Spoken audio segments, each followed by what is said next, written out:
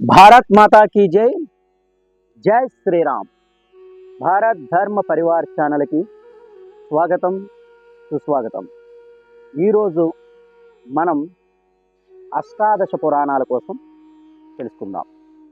శ్రీ మహావిష్ణువు యొక్క అంశం వల్ల జన్మించిన శ్రీ వ్యాస భగవానుడు అష్టాదశ పురాణాలని రచించడం జరిగింది। ఈ పురాణాలని రచించినది వ్యాస మహర్షి అయితే అది లోకానికి మొదట తెలియజేసినది సుత మహర్షి, సుతుడు। ఈ యొక్క పురాణాలను చెబుతున్నటువంటి సమయంలో విన్నవారు నైమసారణ్యవాసులైనటువంటి శౌనకుడు మరియు 88,000 మంది ఋషులు ఈ పురాణాలను వినడం జరిగింది। ఈ యొక్క పురాణాలు ప్రధానంగా బ్రహ్మ, విష్ణు, ఈశ్వరుడు, అమ్మవారు, దేవుళ్ళ పేరు మీద ఉన్నాయి।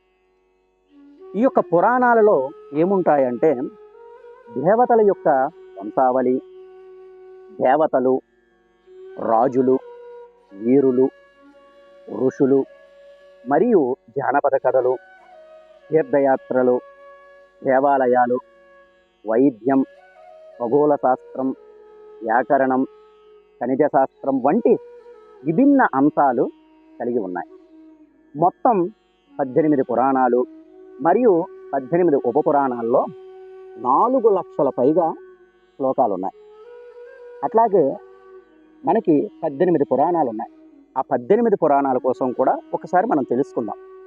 బ్రహ్మ పురాణం, బ్రహ్మాండ పురాణం, బ్రహ్మ వైవర్త పురాణం, భవిష్య పురాణం, శివ పురాణం, లింగ పురాణం, విష్ణు పురాణం, గరుడ పురాణం, భాగవత పురాణం, పద్మ పురాణం, స్కంద పురాణం, అగ్ని పురాణం, నారద పురాణం, మార్కండేయ పురాణం, మత్స్య పురాణం, కూర్మ పురాణం, వరాహ పురాణం మరియు వామన పురాణం। ఇది మొత్తం 18 పురాణాలు। మరి ఒక వీడియోలో ఈ 18 పురాణాల కోసం మనం మళ్ళీ ఇంకొక వీడియోలో తెలియజేస్తాను। జై శ్రీరామ్। భారత్ మాతా కీ జై।